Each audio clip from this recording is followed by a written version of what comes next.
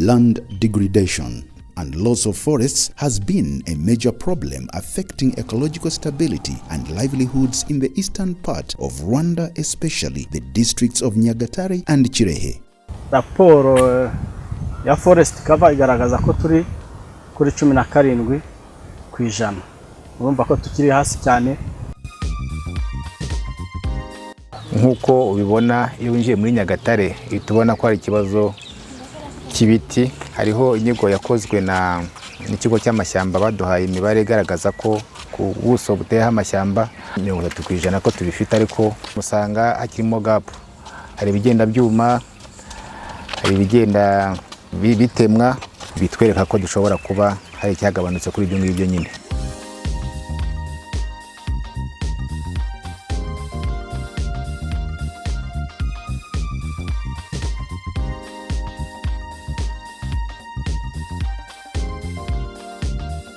And you can imagine how good it can be if we can, apart from these crops, have also the trees or shrubs. For instance, if you see this image and compare it with that side one where we have crops near shrubs and trees, you can see the difference.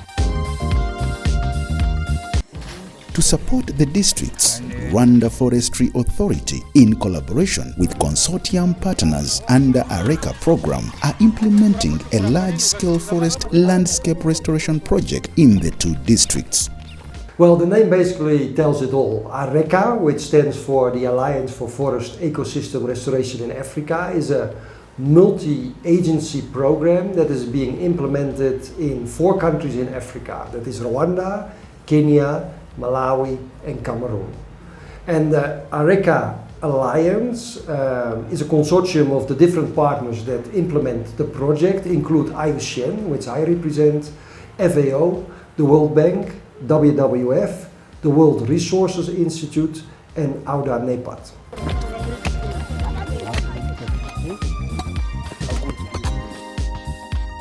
Well, the project aims to restore a total of 100,000 hectares of degraded land in the 4 countries that I mentioned over a period of 4 years. So that is 25,000 hectares in each country. And in addition, it will also catalyze restoration through private sector engagement. It will enhance cross-sectoral collaboration. It will further facilitate south-to-south exchanges and dialogues. And the project will, last but not least, improve landscape restoration monitoring.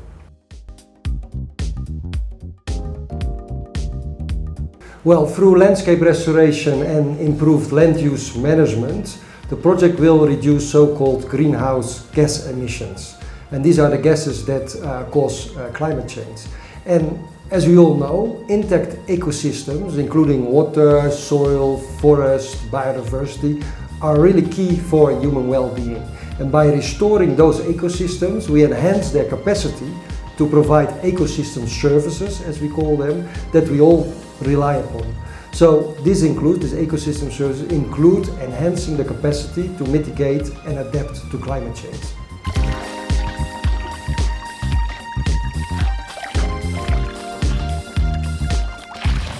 So regarding sustainable development, as we call it, the project will create green jobs for more than 13,000 households in Rwanda. And this will of course have a very big positive impact on the livelihoods of the people in the two districts, which are targeted under this project, that is Kirehe and Nyagatare, and indeed for the country as a whole.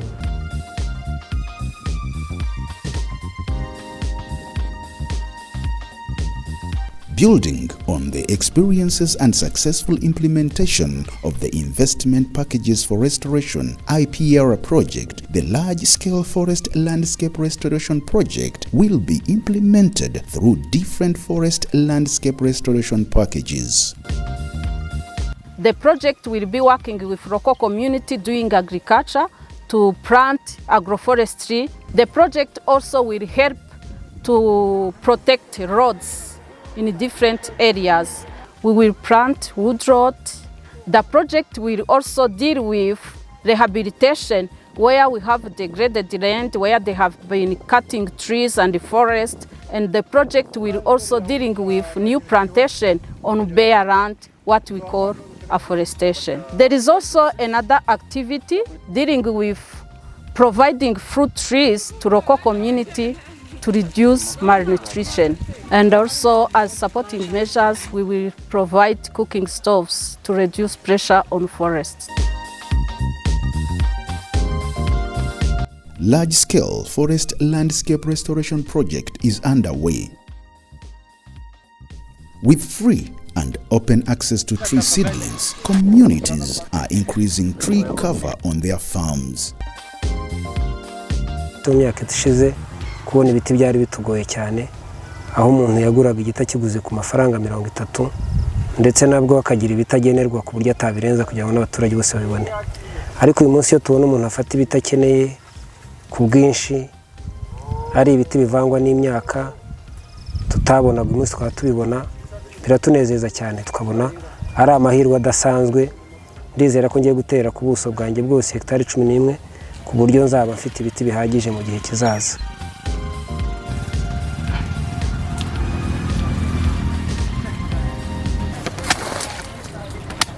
The communities expect a high productivity, both agriculture and livestock. No kuri twitazibyiza.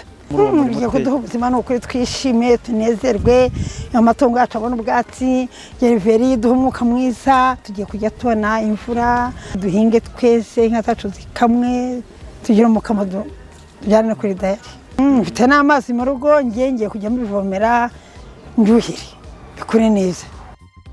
Bisobanuye ko nyine ubu twongeye amashyamba cyane mu karere kacu, ndetse no kubidukikije bizadufasha kuba twabona oxygen nziza, ndetse tukabona n'imvura bihagije. Iyo hari ibiti twugama izuba, ndetse tukabona n'umuyaga mwiza ubasha kutugeraho. Byiteze ko byatuganyiriza ubutayu kubera izuba ryinshi duhura naryo. Ndaho ku gihugu amazuba riba ritumereye neza nabi, ariko ubu natwe tugiye gutera imbere kubera ko tubonye ko tugiye kurwanya izuba, tukaja tubona imvura ku gihe.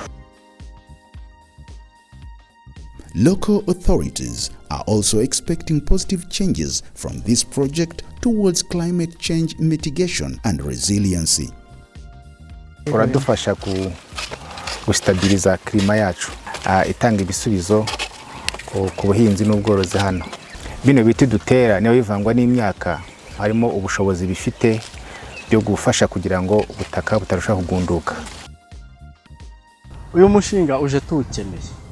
Tuzi ko kugira ngo imvura iboneke, kugira ngo abantu babone umwuka mwiza wo guhumeka, igiti kiri mu bintu bya mbere kibigiramo uruhare. Twebwe tugira ikibazo cy'izuba rimara igihe kirekire. Kugira ngo duhangane n'iyo mihindagurikire y'ikirere, tugomba kongera ibiti. Uwo mushinga uzajya kuhajya hari ahantu akarere kamaze kugera mu kongera bwa buso buteyeho ibiti, kugira ngo tugende tugabanya ubutayu mu karere ka Kirehe.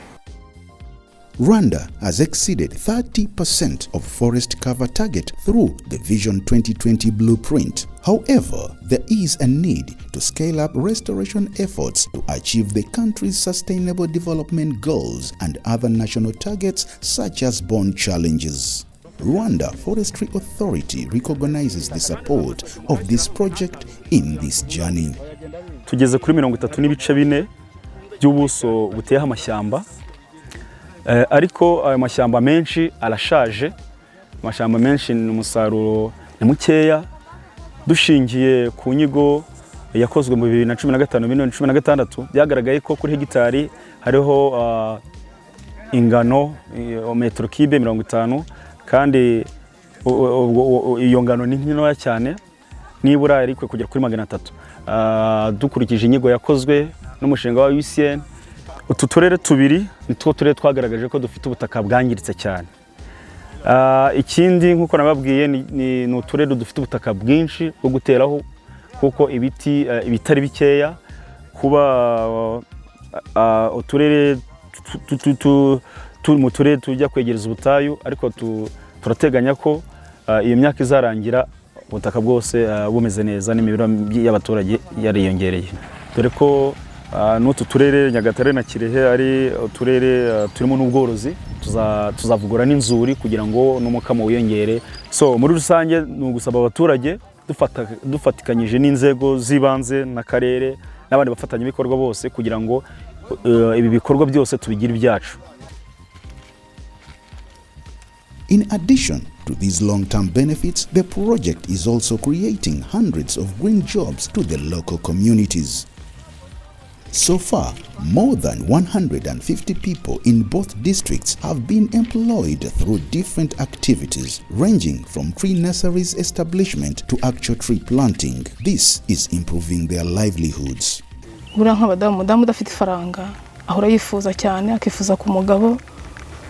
Ubwo rero twebwe baradufashije, baduhembera iminsi 15 niyo cyenzeni, bakaduhemba 30. Ubwo no kuvuga mu kwezi ni 60. Banguze isabune nkagura amavuta nkafura, nteguye kubwira umugabo ibyo ngibyo ni ibintu numva bihesheje ishema ku badamu. Hari bibye nanjye ntangamo 5,000, hari aho ntanga 2, hari aho ntanga 1,000. Ubwo rero numva ko ari amafaranga menshi igihe nzatomborera mu gihe cya Noheli, numva ko nzaba meze neza. Nk'icyo gitanga 5,000 ushobora gukura muri 100,000. Mwipipinyeri mazemo amezi 3 ku kwezi mpembwa 40,000.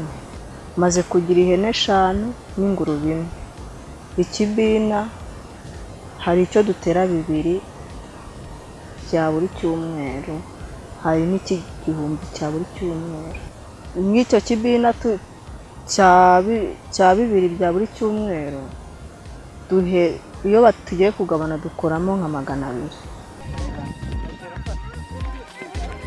Using an integrated landscape approach, the responsibility of local communities is highly needed for the success of this project. To achieve so, the project has engaged a local non-governmental organization to ensure the local communities are mobilized. Uruhare rwacu ni ukumenyekanisha umushinga, gukurikirana ibiti byatewe mu myaka 4 umushinga uzamara, tukabwira abaturage kubikurikirana no kubyitaho kugeza bikuze. Icyizere kirahari kandi cyinshi kuko abaturage barabyumva kandi biragaragara ko bakeneye ibiti. Twakoze amaliste yabo, tuzaya tubakurikirana turebe umuntu twamuhaye ibiti otan. Ibyo biti yarabiteye byose arabikurikirana. Muri uyu mushinga harimo n'igice cyo guha abaturage rondereza. Tuzabigisha uburyo ki bagomba gucana inkwi nkeya, niturangiza tubabumbire no mu matsinda kugira ngo babyibukiranye. The International Union for Conservation of Nature, IUCN, commend the commitment of all partners for the successful implementation of this project. Well, I would really like to thank all the consortium members, especially the government of Rwanda and of course also our donor BMU, for showing that strong commitment in restoring degraded lands in Rwanda. And it is exactly through this long-term vision and commitment that the project will be successful in contributing to Rwanda's path towards sustainable development. Murakoze.